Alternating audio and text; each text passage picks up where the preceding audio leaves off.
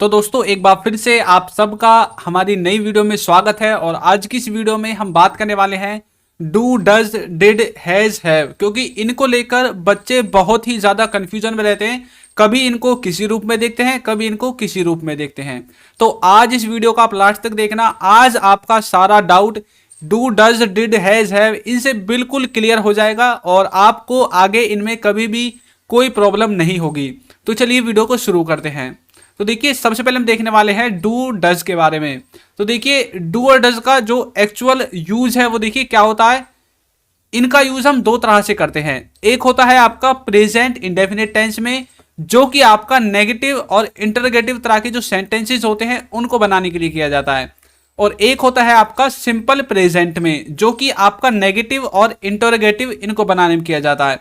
अब कुछ बच्चे यहां पर कंफ्यूज हो गए हैं कि प्रेजेंट इंडेफिनिट को ही तो सिंपल प्रेजेंट कहते हैं, क्योंकि कुछ स्कूलों में ऐसा ही पढ़ाया जाता है कि इंडेफिनिट को ही सिंपल प्रेजेंट कहते हैं।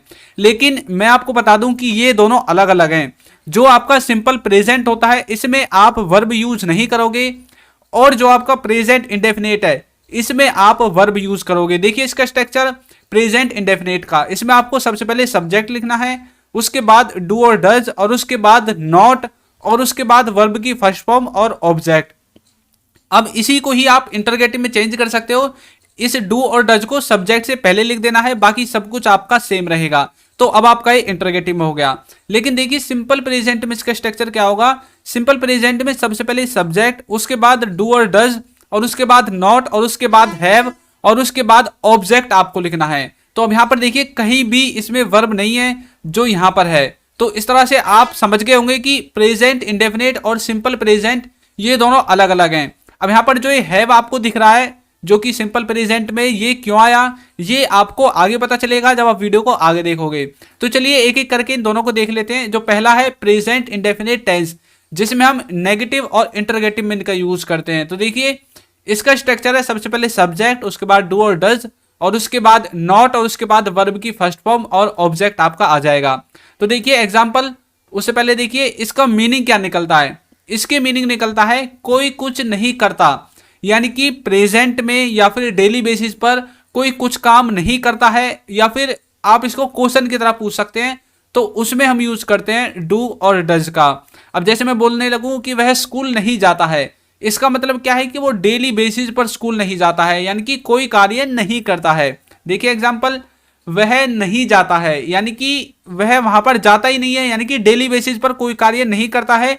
उसमें हम नहीं वाले वाक्यों को और इंटरोगेटिव वाले वाक्यों को डू और डज से बनाएंगे। यहां पर देखिए वह नहीं जाता है, तो इसकी इंग्लिश बनेगी ही डज नॉट गो।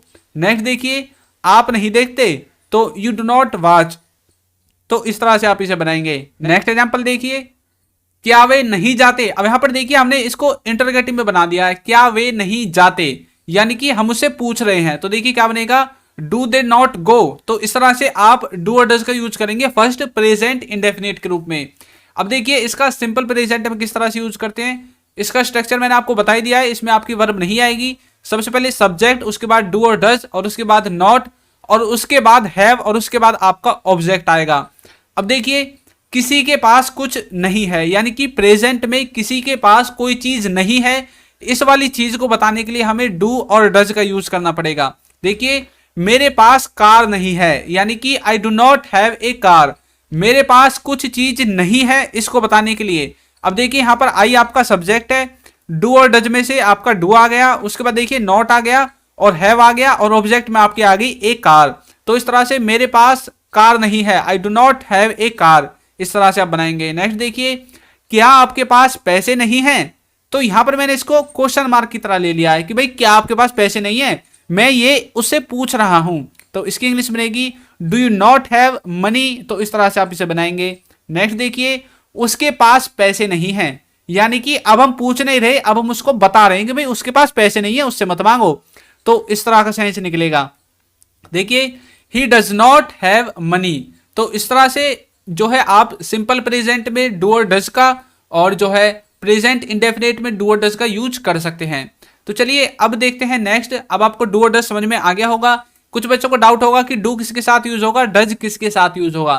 तो देखिए जो आपका डज है वो आपका थर्ड पर्सन सिंगुलर के साथ यूज होगा, यानी कि ही, शी और इट। और किसी व्यक्ति का नाम वो सिंगुलर होना चाहिए, उसके साथ आपका डज होगा और बाकी बचे जितने भी हैं सब के साथ आपको आंख बंद करके डू का यूज कर देना है।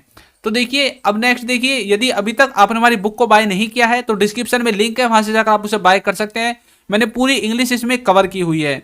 तो चलिए देखते हैं अब हमें क्या करना है, डिड का यूज देखना है। तो देखिए अब आपको क्या करना है, जो आपने डू और डज का यूज किया है उसके स्थान पर आपको रिप्लेस कर देना है डिड को, यानी कि अब जहां आपने डू और डज का यूज किया था वहां आपको डिड लगा देना है। अब आपको यहीं तक सीमित नहीं रहना है, कभी आप सोचो अब जहां पर डू डज है वहीं पर डिड लगा देंगे। आगे इसको समझो कि डिड का यूज कैसे होगा। डिड तो आप लगा दोगे, ये मुझे पता है। अब देखिए डिड का यूज क्या है, इसको भी हम दो तरह से यूज करते हैं, एक करते हैं पास्ट इंडेफिनिट टेंस में, एक करते हैं सिंपल पास्ट में। अब यहां पर देखिए जो डू और डज है उसको हमने जो है प्रेजेंट में यूज किया था, लेकिन जो डिड है इसको हम यूज करते हैं पास्ट में, यानी कि पास्ट के कार्यों को बताने के लिए या फिर पास्ट के कुछ ऐसे वाक्य होते हैं जिनको हमें नेगेटिव में बताने के लिए डिड का यूज करना पड़ता है। देखिए पहला है पास्ट इंडेफिनिट, इसमें देखिए इसका स्ट्रक्चर किस तरह से होगा। सबसे पहले सब्जेक्ट, उसके बाद डिड, उसके बाद नॉट, उसके बाद वर्ब की फर्स्ट फॉर्म और उसके बाद आपको ऑब्जेक्ट लगा देना है। और उसके बाद देखिए सिंपल पास्ट क्या होता है, इसमें स्ट्रक्चर बनेगा सबसे पहले सब्जेक्ट, उसके बाद डिड, उसके बाद नॉट, उसके बाद हैव और उसके बाद ऑब्जेक्ट, इस तरह से बन जाएगा। तो चलिए अब देखते हैं फर्स्ट को, पास्ट इंडेफिनिट टेंस में किस तरह से नेगेटिव और इंटरगेटिव इसके भाव निकलते हैं। तो स्ट्रक्चर मैंने आपको बता ही दिया है। तो देखिए किसी ने कुछ नहीं किया, यानी कि पास्ट के उन वाक्यों को बताने के लिए जो किसी ने नहीं किए, या फिर इसको इंटरगेटिव में ले जा सकते हो आप, यानी कि पास्ट में जो नेगेटिव वाक्य होते हैं जैसे कि वह नहीं गया, उसने नहीं खाया, उसने नहीं देखा, उसने नहीं पिया, उसने नहीं लिया, तो ये जो नेगेटिव वाक्य हैं नहीं वाले, इनको हम पास्ट में बनाने के लिए डिड का यूज करेंगे। देखिए वह नहीं गया, यानी कि ही डिड नॉट गो, यानी कि वह नहीं गया, उसने यह कार्य नहीं किया। तो इसमें इस नेगेटिव वाली सेंस को बताने के लिए हमें डिड का यूज करना पड़ेगा।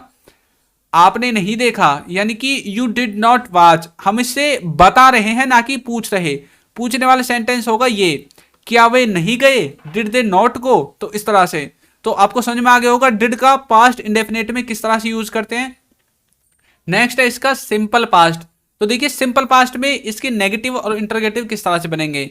तो इसका स्ट्रक्चर सामने आपको दिख रहा होगा, सबसे पहले सब्जेक्ट, उसके बाद डिड, उसके बाद नॉट, उसके बाद हैव, उसके बाद ऑब्जेक्ट। तो इस तरह से यहां तक क्लियर है।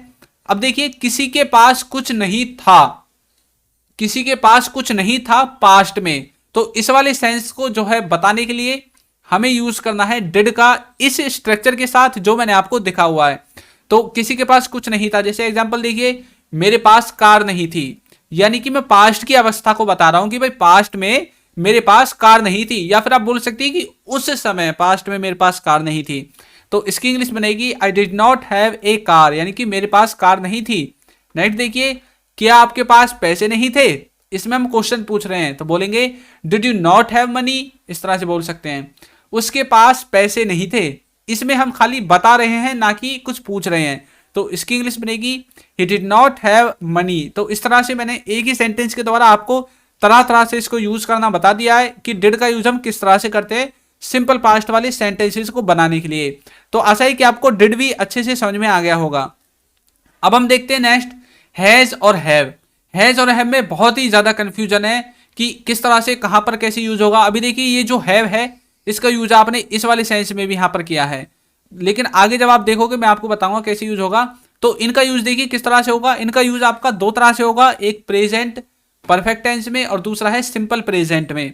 प्रेजेंट परफेक्ट टेंस देखिए क्या है। प्रेजेंट परफेक्ट में आपको सब्जेक्ट लिखना है सबसे पहले, उसके बाद हैज और हैव और उसके बाद वर्ब की थर्ड फॉर्म और उसके बाद ऑब्जेक्ट आपका आ जाएगा।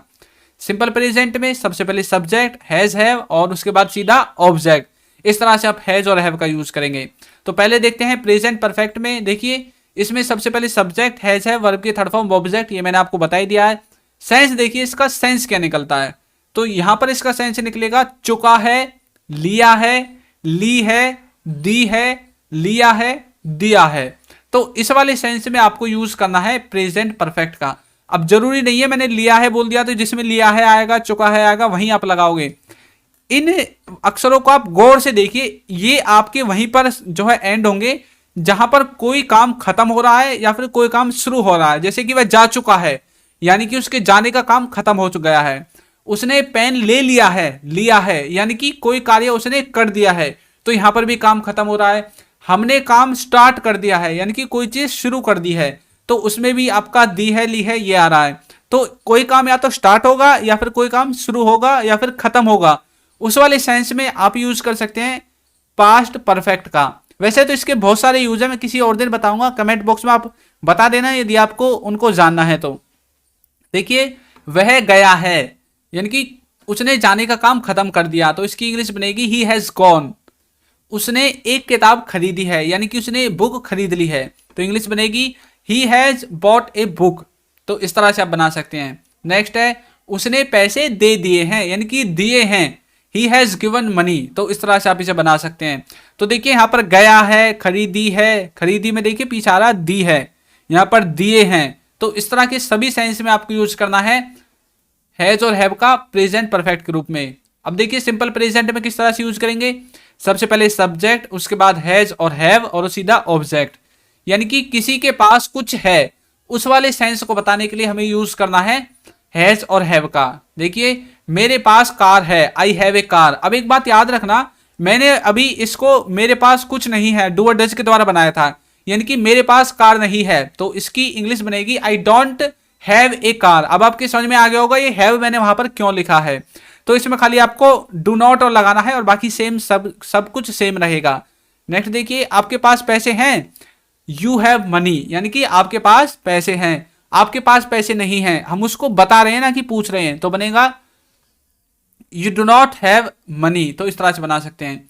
उसके पास लैपटॉप है, ही हैज ए लैपटॉप। तो इस तरह से आप हैज और हैव का दो तरह से यूज कर सकते हैं, सिंपल प्रेजेंट में और सिंपल जो है आपका सिंपल प्रेजेंट और प्रेजेंट परफेक्ट में। तो आपको अच्छे से हैज और हैव समझ में आ गया होगा। तो हैज हैव डिड और उसके बाद है आपका डू डज, ये आपको बिल्कुल अच्छे से समझ में आ गए होंगे। तो वीडियो आपको कैसी लगी है जरूर बताइएगा, और यदि आपको किसी और टॉपिक के बारे में जानना है तो कमेंट बॉक्स में लिखना बिल्कुल ना भूलें, और चैनल पर नए हैं तो चैनल को सब्सक्राइब कर दीजिए और वीडियो को लाइक करना बिल्कुल ना भूलें। Thank you.